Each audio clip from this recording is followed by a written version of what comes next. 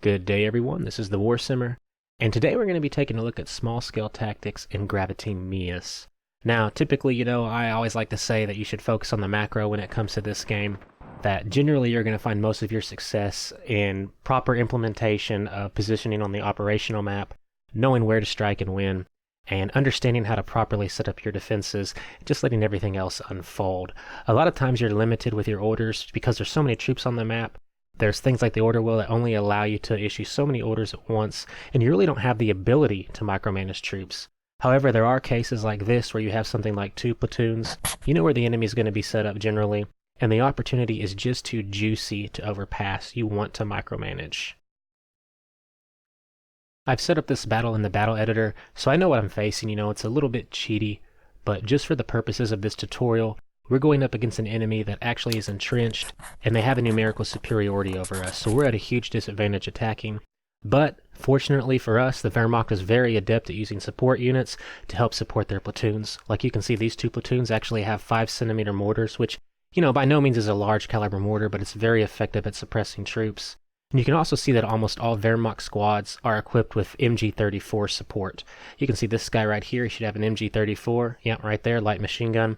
And if you can learn how to properly utilize those support units in your platoons, those individual platoons can turn around and become extremely effective in one-on-one situations. Very adept and deadly. So let's just take a look at this map. We can see the enemies entrenched generally in this area over here. If you look to the left, you can see 2 entrenched squads right beneath Greta, below that tree line. And what we need to do is, well, first off, we need to split our squads into sub-squads. You can cycle through your counter markers by pressing F6, and when you get to this counter variant, you'll see that there's this little smaller unit right here, and when you put your mouse over it, a 2 pops up. That is a part of a sub-squad of a squad itself. And when you actually go and hit F6 again, where it goes through the individual counters, you can see it's just 2 soldiers out of this 10-man squad. And we're going to use these guys for support, because if you get down on their level, you can see they have a clear line of fire across the entire range of this battlefield. They can see into the tree line, and they're just going to form a backbone of support with these MG34s. As soon as these Soviets pop up and try to attack our units coming up that hill, these MG34s are going to open up on them and hopefully keep them suppressed and keep that advanced unmolested. So, I don't know, that's an odd choice of word. I don't know, just roll with it, I guess. But anyway, the other part we have are these mortars, and I have them positioned back here where they're, for the most part, out of the line of fire. They're kind of in the background. I don't think the enemy is going to be too focused and concentrated on removing them. They're going to be focused on that main infantry attacking. And I have the commander of the platoon right here, and he's going to stay back as well and designate fire orders whenever the opportunity arises as well. So I'm going to go to the initial order screen and click this Observe Fire button, lay on a firing lane right here across those 2 trenches, and then we will select our mortars and make sure that fire control is off.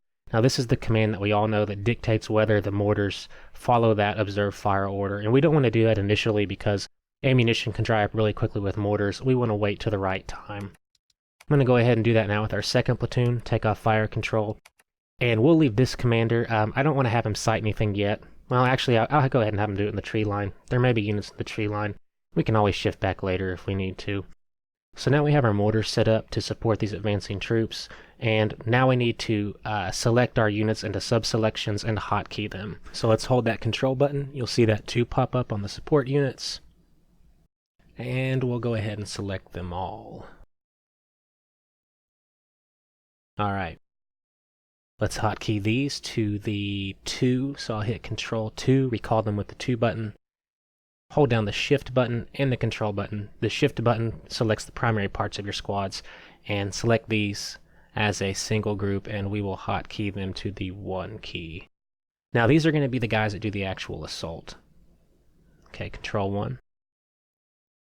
Now what I want to do first off is that I want to ensure that none of these units have maneuver control on, so I'm going to right click this, and the reason being for that is it's kind of a I guess you could say an oddity of Graviteam is that if you do have that maneuver control on, even if you remove it for just half the squad, if it is on for any part of the squad, when an order is completed, you're going to have that entire squad try to link up, and you don't want to do that at all. You don't want these light machine gun guys running up trying to assist. We want to keep them back here doing that backbone of support.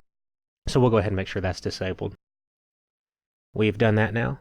We'll select 1, which is the main component of our assault. And what we'll do is a general order right here of attack. We've got one line. I'm going to tell them to do the maneuver modifier, which essentially means they're free to make their own tactical decisions while in combat. So like, let's say the enemy's concentrated on one side. They might decide to hold back a little bit, swing around and flank on the other side. It just gives them a little bit of freedom to do the maneuvering they want to do. We'll go to our second sub-selection now. These are our light machine gun units again, and we want to ensure that they have fire at will on, which they do. It does look like it's partially off, but that's just because the commander units do not have fire at will on. I don't want them drawing attention to themselves. They're spotting for the mortars. Alright, let's get this rolling.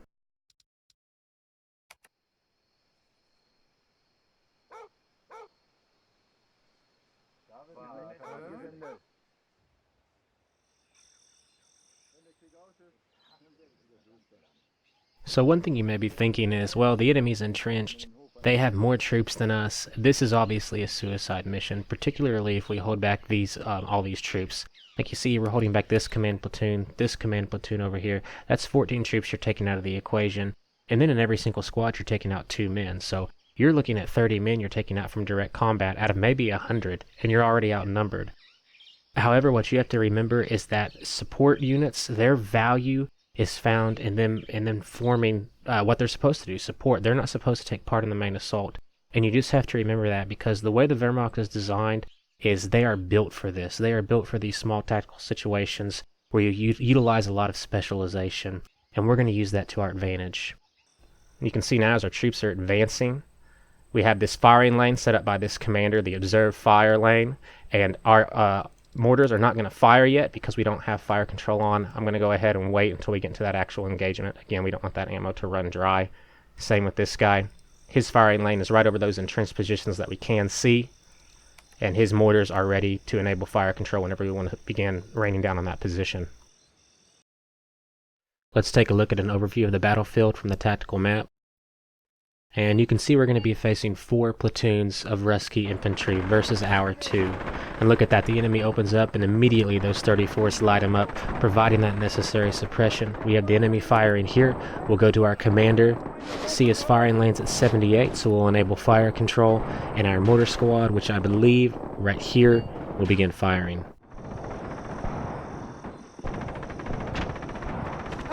Oh, took some shots. That is not a good opener. Not a good way to start her up.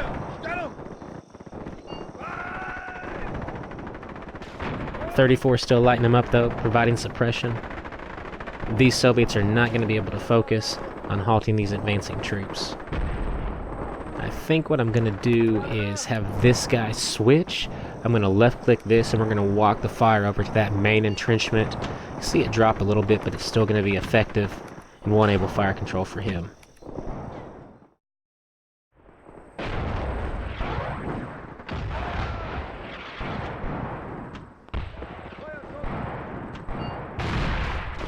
And you can see right now we cannot see any visible units in those foxholes, and that's simply because the Soviets are hunkered down, so we know the suppression's working effectively. You can see those mortar rounds going off. And we're just going to continue to file up through here, unimpaired.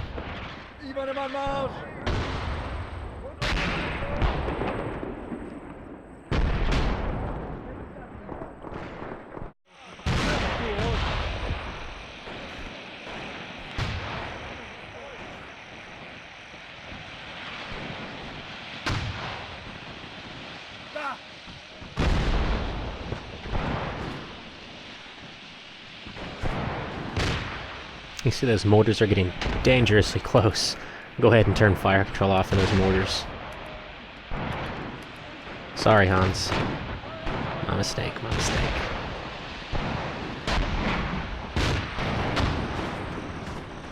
You can see those 34 tracers. Oof. It's a late mortar. Sorry again, Hans. Yeah, I turned it off a little bit late. We put our troops in danger a little bit there. But you can see them just swarming. And you know this would not have been possible without that suppression.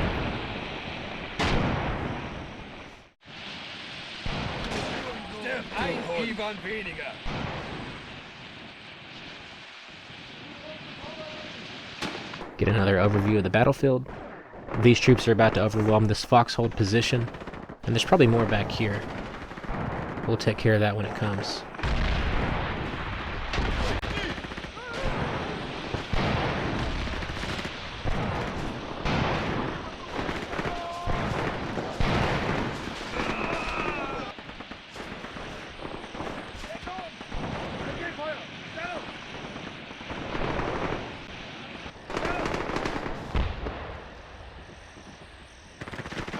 Feind getroffen!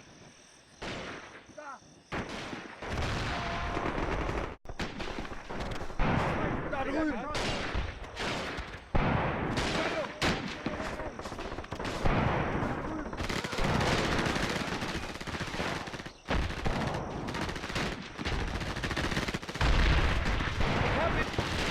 Verdammt! Sei vorsichtiger! Ich stecke fest! You can see now we have a concentration of troops right here. Lay down that mortar fire at 100%.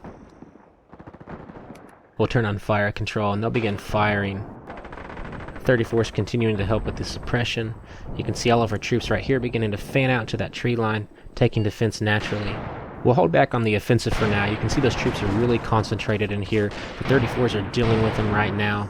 They're not going to kill anybody because they're just hunkered down in those trenches. I really want to get those mortars firing in that position.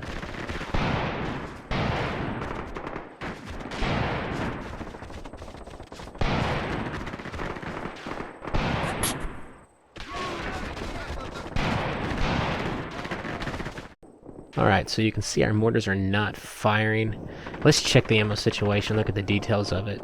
Okay, alright, so they're down to just 4 mortars, so that's why they're holding back.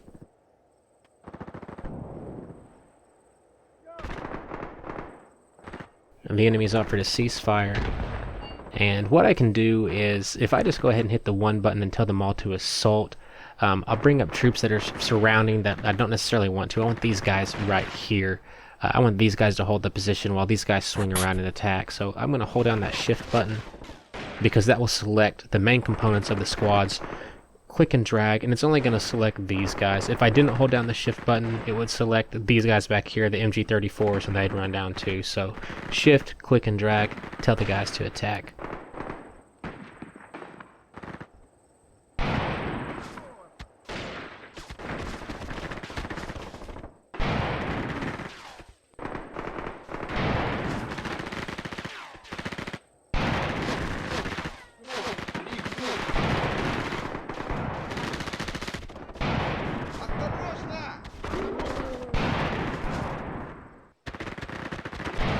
And now you can definitely see the benefit of holding those 34s back. Look at the absolute destruction they're raining down, compared to if they were stuck down here in this gully with no suppression fire at all. And these troops had to stay down the majority of the time, while our troops came around from the flank and attack.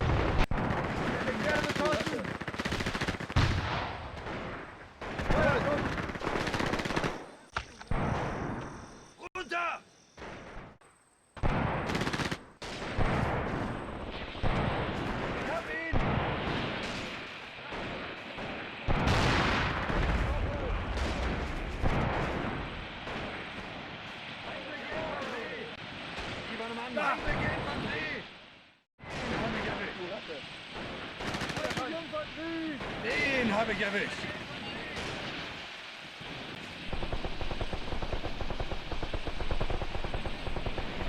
And now working on that last entrenchment, we have soldiers, Russian soldiers, coming out of those foxholes, slinking out in surrender.